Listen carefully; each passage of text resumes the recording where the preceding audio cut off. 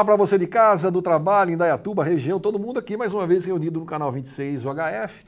É o Papo Livre que chega até a sua casa, a sua telinha. Você também pode assistir o nosso programa e toda a nossa programação pela Rede Mundial de Computadores, www.tvindaiá.com.br, programação em tempo real. Comigo agora aqui, Massal Kanezaki, ele que é empresário do ramo automotivo aqui na cidade de Indaiatuba e membro da ASEMB, que é a Associação Cultural e Esportiva Nipo-Brasileira da cidade, e vai falar comigo sobre uma clínica de beisebol. Massal, obrigado pela participação. Eu que agradeço aí, Jair. É uma honra encontrá-lo aqui. Agradeço a TV Indaiá pelo espaço. Sempre é um prazer imenso falar um pouquinho dessa comunidade, que é maravilhosa, que é a ASEMB, do esporte, beisebol, e falar com a comunidade de Indaiatuba. Vamos lá, então. Nós estávamos falando aqui no começo, beisebol é uma coisa, Indaiatuba sempre foi referência no beisebol brasileiro. E muita gente não sabe disso, até porque, se eu não estiver equivocado, né, se eu tiver, você me corrige, a base da seleção brasileira de beisebol saiu daqui. Por que o beisebol não é tão difundido no Brasil? O beisebol, aqui no Brasil, é um esporte amador. Então, como outros esportes amadores, não temos tantos incentivos do governo. Então, aqui em Indaiatuba é referência por quê? Porque nós temos uma colônia, e o beisebol lá atrás, vamos falar da história, né? O beisebol ele foi inventado pelos ingleses e foi nos países colonizados, os Estados Unidos, onde ele começou a ter uma maior envergadura. E o beisebol no Brasil, ele foi trazido pela colônia japonesa. Os primeiros jogadores foram a colônias japonesas que trouxeram o esporte, depois que os imigrantes, depois de 1908, começaram a chegar, e 10 anos depois foram introduzindo nas colônias. Então quem praticava o beisebol? Era somente os descendentes japoneses.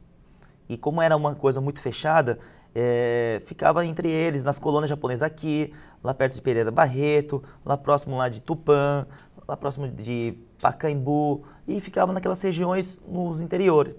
E quando chegou aqui em Indaiatuba, nós também foi inserido dentro da Associação Cultural e Esportiva Nipo, né, que era entre os descendentes. Então o trabalho ao longo do tempo, nossa barreira foi o quê? Foi derrubar e trazer o beisebol, o acesso para todos. E aqui em Indaiatuba foi uma das primeiras cidades que aconteceu isso. E quando aconteceu isso há 10, 20 anos atrás, começou o esporte a ficar um pouco mais massificado, porque os japoneses têm já um porte físico um pouco mais mignon, mais fraco, mas são rápidos e ágeis. O brasileiro já é um porte físico maior, mais forte. E mais pro futebol americano. Com certeza. Eles são bem fortes e o beisebol é um esporte como o rugby, é um esporte que todos praticam, né? Depois nós vamos falar um pouco mais desses detalhes. E aí o que aconteceu que em Indaiatuba teve esse grupo organizado que abriu as portas e a gente conseguiu colher vários resultados. Já fomos campeões brasileiros, já fomos campeões aqui paulista, só que agora ultimamente nós sempre estamos aí entre as 5 potências no esporte. No Brasil? No Brasil.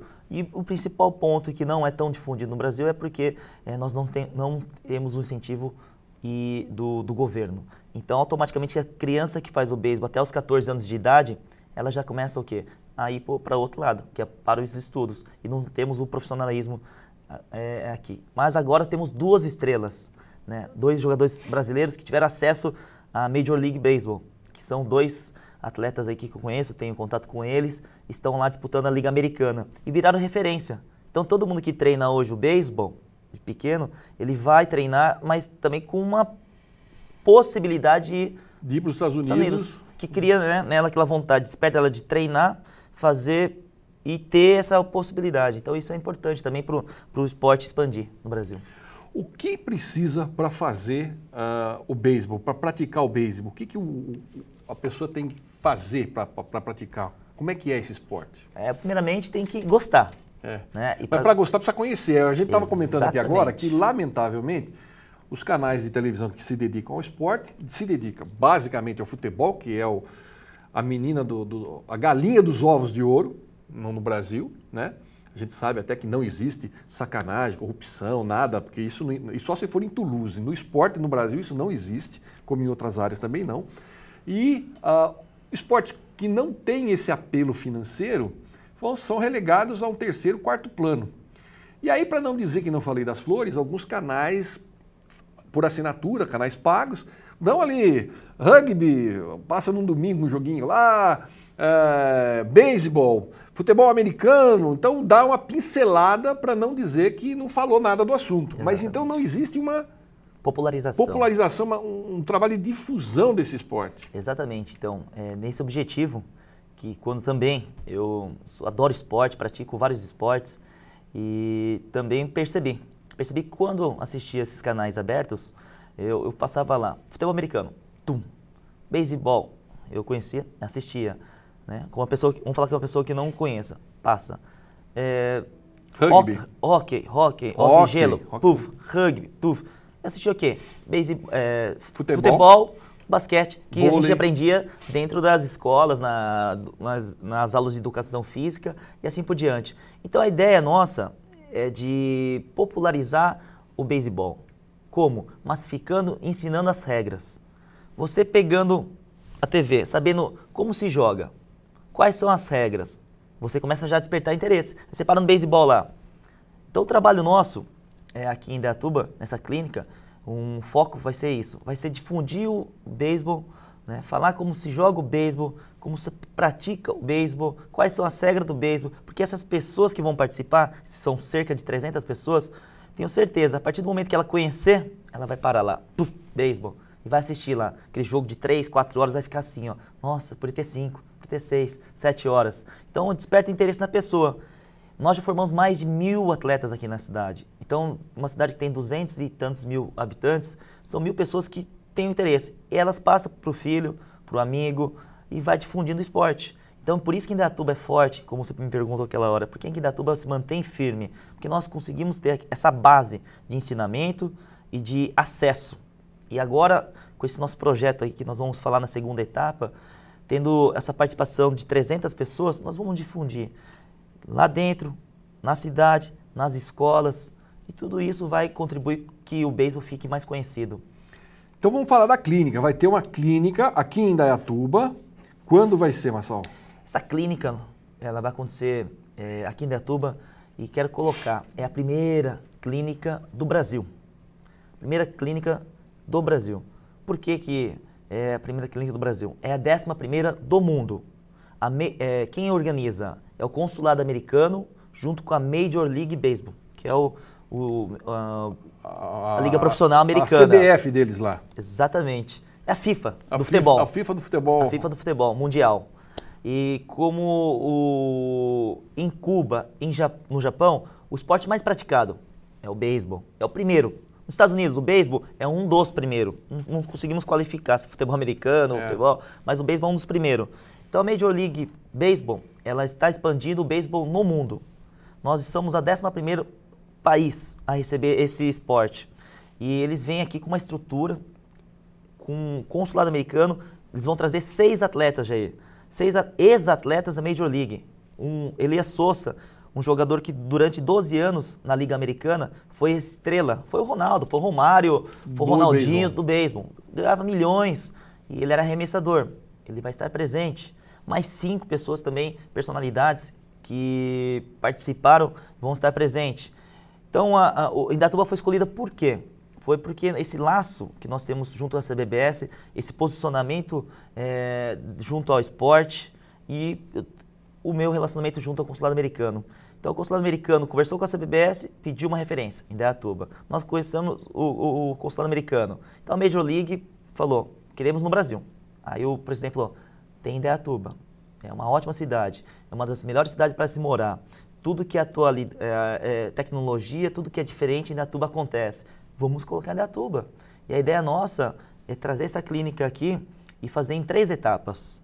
A primeira etapa é capacitar nossos atletas, nossos professores, nossos técnicos e ex-atletas. A segunda etapa, que é a mais importante, é que junto com esse apoio público, que nosso prefeito sempre apoiou o nosso esporte, por isso que o esporte em Indaiatuba é forte. Que sem apoio público você não tem condição nenhuma de se destacar. É muito mais difícil. Ele, junto com o secretário de esporte, Humberto Panzetti, e a secretária de educação, a Rita Transferretti, nós vamos capacitar 140 professores de educação física. Eles vão participar do dia 19, 20, 21, na aula teórica, conhecendo, entendendo, conhecendo as regras, e praticando o beisebol. E mais importante, como se ensina o beisebol para difundir o esporte na cidade, através de projetos, através de beisebol na escola, que nós já fechamos uma parceria com a Rita, que nós vamos colocar o beisebol no período de manhã e à tarde em uma escola, depois eu vou falar para vocês. Né? E a terceira etapa também que é importante. Quem está assistindo aqui, quem está acompanhando, pode acompanhar o evento durante esse período de dia 13 a 22, como telespectadores. Podem ir lá acompanhar, podem entenderem, podem participar. Lá no Nipo. Isso. Só não podemos entrar entrar no campo, porque nós temos um cronograma de treinamento e organização, que nessa primeira etapa são para esses público. Já na terceira etapa, vocês vão ter acesso. Nós vamos estar lá colhendo nomes de interessados, vamos deixar um telefone e um contato aí para que vocês despertem esse interesse e vamos fazer uma segunda clínica para atender 1, 2, 30, 100 pessoas que queiram aprender o beisebol, queiram praticar o beisebol. E a ideia nossa é essa, sempre manter esse laço para que não pare o beisebol somente nessa clínica, que tem a segunda etapa, a terceira etapa, a quarta etapa e assim por diante. Quanto tempo dura uma partida de beisebol? Em média, eu estive viajando aí no passado e fui assistir lá, eu sou fã do New York Yankees. E uma partida de beisebol dura em média aí 3 horas. Nossa! 3 horas, que são 9 entradas, né? Entre ataque e defesa. E nesse dia, tivemos 15 entradas. Nossa! Porque na nona entrada, empataram lá 2-2. Na 10ª, marcaram um ponto. Foram empatando. Teve 15 entradas. Nossa! E eu fiquei lá, era 5 horas para 6 horas no estádio. Mas eu adorei, queria que ficasse 8 horas lá. Bom, isso seguramente não é um esporte para pessoas ansiosas, né? Não, eu sou bastante ansioso, mas no esporte beisebol você tem que estar sempre atento a cada uma jogada. Uma jogada, um erro, muda todo o padrão do jogo. Eu estou conversando aqui com o Masao Kanezaki, ele que é membro da Associação Cultural Nipo-Brasileira em Indaiatuba. Nós falamos agora sobre a clínica de beisebol que vai acontecer aqui de 13 a 22 de fevereiro, lá na ASEMB, na Associação Cultural, que fica exatamente atrás da Ivesa, na entrada da cidade ali. E eu vou para um rápido intervalo, daqui a pouquinho eu volto, continuo batendo um papo com o Masao, que também é vereador, e nós vamos bater um pouquinho de papo sobre esse assunto. Não saia daí, eu volto já, Pelá PK, já estou de volta.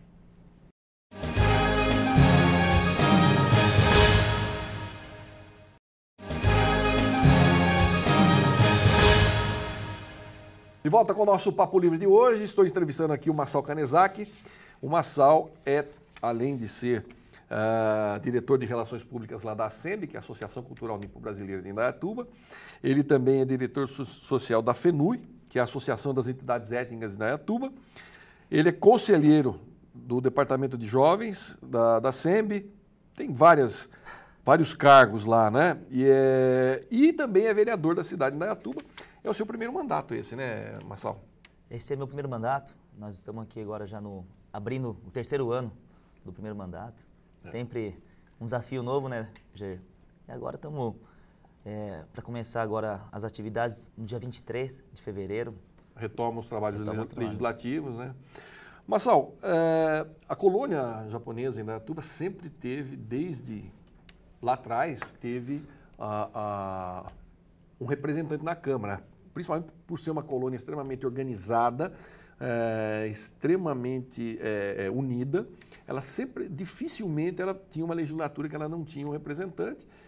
E agora eu vejo que você já está também nessa sequência aí. Como é que foi esse processo? Você foi apontado, você falou, não, eu quero ser. Como é que foi que aconteceu essa indicação? Não, bem colocada a sua observação. A colônia sempre lá de trás, né? Eu tive os cuidados de entender quem foram os vereadores, quem foram as pessoas públicas que sempre participaram. Mas a colônia sempre teve uma pessoa, mesmo não tendo um representante, sempre próximo ao poder público, né? E ela, como você falou, ela é bem organizada a nível de sempre apoiar, né, quem seja o prefeito, seja da oposição ou da situação. Ela sempre foi bem próxima, porque é um laço cultural. Nós, lá dentro da colônia, Fazemos um trabalho apolítico, um trabalho ali de associação, um trabalho focado na cultura, na disseminação da cultura japonesa, né, que hoje é aberta a todos. E hoje eu estou como vereador, né, faço parte da colônia japonesa, né, e também tenho um trabalho desde pequeno dentro da associação, acompanhando, sendo sócio, trabalhando. E o trabalho foi automático. Meu pai sempre participou, teve cargos lá dentro. E depois do falecimento dele, em 93, eu tinha 14 anos de idade na época, né? Então eu acabei um pouquinho distanciando, porque o beisebol eu parei de treinar com os 14 anos. E tive uma distância porque eu tive que dar os passos seguintes aos negócios da família. Então tive que estudar, trabalhar durante o dia e estudar à noite. Então isso acabou um pouquinho, a minha vida mudou, né? Ela foi de ponta cabeça e eu tive que ter essa responsabilidade mais cedo. Isso acabou me fortalecendo como pessoa e acabei, depois de 10 anos, voltando de novo lá para a colônia, assumindo cargos importantes como diretor do departamento de jovens. Eu entrei, tinha 15 membros, acabei deixando com quase 80 membros lá participando com atividades e com uma diretriz. Acabei depois, no ano seguinte, assumindo o diretor do departamento de beisebol, onde demos início ali, tínhamos 40 atletas, terminamos com 200 atletas. É um trabalho nosso e nossas festas cresceram 2 ou 3 vezes mais. E nossa receita também aumentou. E depois, na sequência, entrei na diretoria da SEMB e assim por diante. O ponto crucial foi o bom relacionamento que eu tenho. Né? Eu nunca tive vontade de política, nunca gostei de política. Sempre eu acompanhava, mas não participava. E o Reinaldo, sempre tive um bom contato com ele e acabei me mudando, comprando um terreno no Jardim Esplendor. E o terreno era fundo com a casa do prefeito. Né? E num belo dia que eu estava vendo o terreno, ele estava na varanda da casa dele e ele olhou assim, tudo bom? E aí, vai comprar terreno? Eu falei, comprei. Falei, coincidência, né? Ele falou, vem aqui em casa, vamos bater um papo. E nisso, em 2010, né, antes da eleição, aí, 2011, ele bateu um papo comigo, eu entrei, era 9 horas da manhã, fui sair 9 da noite. 12 horas ali. 12 horas conversando, falando sobre o beisebol, que eu tinha vontade de assumir o beisebol, de fazer isso, fazer aquilo. E falou, estamos à disposição. E começou, vamos ajudar nisso, vamos ajudar aquilo, vamos ajudar aquilo. E sempre fui uma pessoa que fiz a ponte, o meio de campo, né, ajudando, vem aqui. E de repente o pessoal vendo, falando, nossa, Marcelo, a colônia precisa de um representante, como você falou. Teve sempre a sequência. Né? O Motoca, muito amigo meu, falou, Marcelo, você tem um líder, você é uma pessoa que tem... O Tadao Toyama, que foi uma grande pessoa, um grande mestre, acabou falecendo também. E aí falamos, nós precisamos de um nome. E eu falei, não, eu não gosto disso, não quero. Então, o Reinaldo falou, Marcelo, você não quer ser? Eu falei, não quero ser. Né? Não tenho, acho que, esse perfil. Aí ele falou, tem isso, tal, vai pensar. Aí o Nipo falava, nós precisamos. Meus amigos falavam assim, Marcelo, nós também queremos ter uma pessoa aí que temos uma proximidade. E foi juntando tudo, né? A vontade dos meus amigos, a vontade dos comerciantes, a vontade praticamente aí de toda a colônia. E o prefeito convidando. Aí calhou, né? Deu certo aí 2012, primeira tentativa. Foi um ano aí que muitos ficam anos e anos tentando e tive a graça, né, de conseguir essa vaga aí. E hoje estou aí representando todos aqui da cidade. Como é que é essa experiência? Já que você, vamos chamar de marinheiro de primeira viagem, você se candidatou uma vez e já se elegeu. E como é que é essa experiência, estando agora do outro lado da linha? Eu falo que eu gosto de desafios. Né? Eu gosto de desafios. E minha vida sempre foi assim, de desafios, desde a perda do meu pai, assim, assumindo a responsabilidade. E você estar do outro lado, acha que funciona assim. Você estando, você tem certeza que é assim. Então eu falo que é um aprendizado pessoal. Né? Eu cresci muito nesses 2 anos aqui, em todos os sentidos. Eu falo que a política, quando você entra nela, é como você entrar numa faculdade. Você entra na faculdade, você é um bicho. No primeiro ano, os mais velhos, né? Tem o trote e tal. Tem o trote, acaba falando assim, você é mais novato, você é aqui, você é aqui. Aí você Tá. No segundo ano você já pega um pouquinho mais espertinho. Aí vai lá, participa, começa a entender um pouco mais. Agora já no terceiro ano você está mais... Mais safo. Mais, né, a par aí. E a Câmara é saudável, porque nós temos um presidente ali que é muito pacificador e ele é muito... Quem diria, né? O Cebolinha, que é o presidente, sempre foi um batalhador, vamos dizer assim, um brigador, um aguerrido em tudo que faz. E sempre já foi conhecido também por ter sido o trombador, né? E hoje é uma figura extremamente, vamos dizer assim, salomônica, né? Eu acho que na política é importante isso, tem esse negócio de momentos, né? Posição, situação. E o Cebolinha, para mim, é um professor. Né? Mestre, é verdade. Ter um presidente de 5 mandatos, que tem a experiência que ele tem, e poder estar junto ao lado dele, aprendendo e apoiando, nós temos um trabalho aí muito importante aí à frente, porque administrar uma cidade, como o Reinaldo administra, né, para a gente fiscalizar as contas e fazer a base da situação, é um cartão de visita. Quando você vai para um congresso de encontro de vereadores, são mais de 1000 cidades lá, aí você fala assim, vereador de X, vereador de X, vereador de C, vereador de Indaiatuba. A pessoa fala, Indaiatuba? Pô, aquela cidade, uma das melhores cidades para se morar. Nossa, tem uma responsabilidade grande lá. O orçamento é grande. Não, o orçamento é bem administrado e bem fiscalizado. Né? Então, tudo isso é um trabalho aí que nós temos conduzido bem assim, na casa, e esse relacionamento com todos, né, com a oposição, com a situação, eu acredito que contribuiu bastante para esse momento de satisfação, né, da minha parte e da condução dos trabalhos. Então é uma experiência ótima. E como é que, por exemplo, você avalia o teu trabalho dentro da colônia? Porque você também teve bastante voto fora, quer dizer, não é só na colônia japonesa. Embora você tenha tido uma expressiva participação deles nos votos, você também teve uma boa participação fora. Então, isso também demonstra o teu relacionamento com a comunidade do modo geral, não é? Porque às vezes a gente fala, mas então foram só o pessoal lá do NIPO que elegeu ele. Não. Tem uma boa parcela, uma significativa parcela, mas também teve uma boa parcela da comunidade do modo geral. Então, isso é importante ficar claro que o Massal ele tem essa representação, essa representatividade perante o público interno e externo do NIPO. Agora, como é que você está avaliando isso dentro dessa comunidade que você representa? Você, até por estar próximo, como é que você sente eles em relação ao teu trabalho?